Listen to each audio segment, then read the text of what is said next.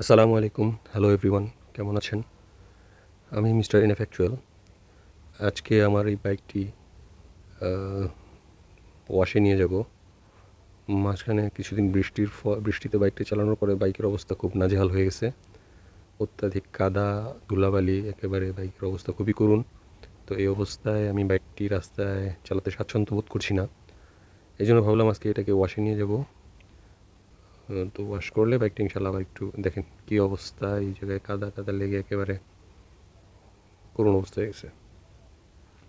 ঠিক আছে, চলেন।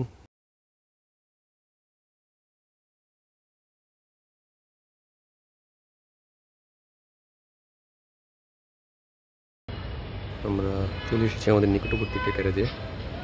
এখানে বাইকটা ওয়াশ করব। আমি মূলত এখানে সবসময় ওয়াশ করি না, আজকে প্রথম আসলাম এই গ্যারেজটাতে।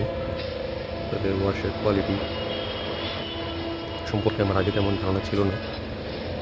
তো এখানে চলে আসলাম, আশেপাশে তেমন কোনো ভালো গ্যারেজ পেলাম না। এই জন্য মনে হলো যে এটা তুলনামূলক একটু ভালো, এই জন্য এটাতে চলে আসলাম।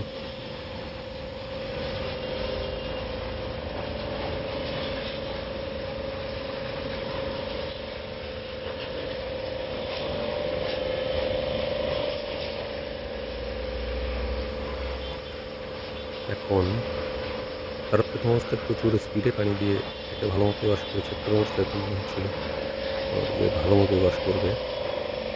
পানি দিয়ে পুরো বাইকটা যে কাদামাটি ছিল টোটালটা ছাড়িয়ে দিয়েছে।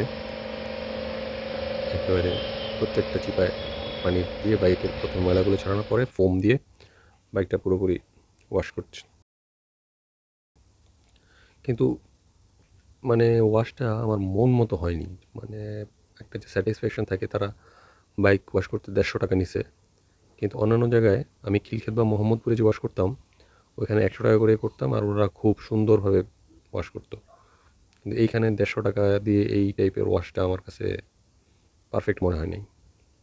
যাই হোক, এখন ইমার্জেন্সিতে কি আর করার, আমাদের কাছ থেকে করিয়ে নিলাম। বাইকটা মোটামুটি একটা পর্যায়ে আসছে। তাদের ওয়াশ এই অবস্থায় এইটুকুই।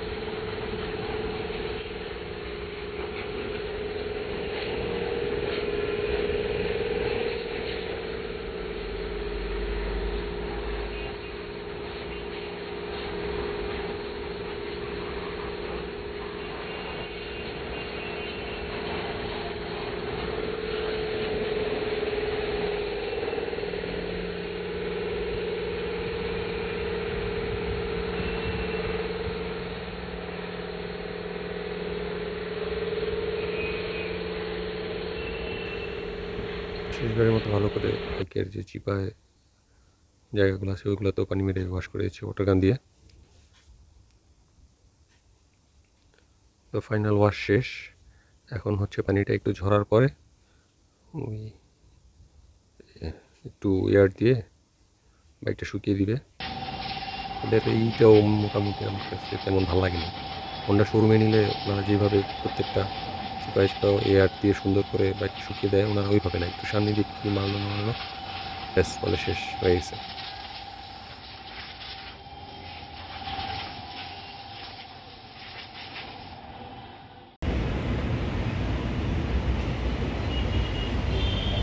তো যাই হোক, আলহামদুলিল্লাহ এই ওয়াশের পরে রাস্তায় চলে আসছি। এই হচ্ছে আমার হোন্ডা এক্স ব্লেড, আমার চলার পথের সাথী।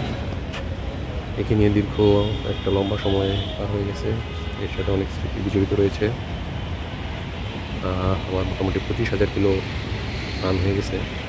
তো শীঘ্রই ইনশাআল্লাহ এই 25,000-এর একটা রিভিউ আপনাদের সামনে নিয়ে আসবো। এই হচ্ছে আমাদের ইঞ্জিনের অবস্থা। 25,000-এর রিভিউটা দেখার জন্য আপনারা দেখে থাকুন। ইনশাআল্লাহ অতি শীঘ্রই আমার 25,000 পর্যন্ত চালানোর যে অভিজ্ঞতা ওটা আপনাদের সাথে শেয়ার করব। তো আজকের ভিডিও এই পর্যন্তই। সাথে থাকার জন্য ধন্যবাদ। আসসালামু আলাইকুম। দোয়া মিয়া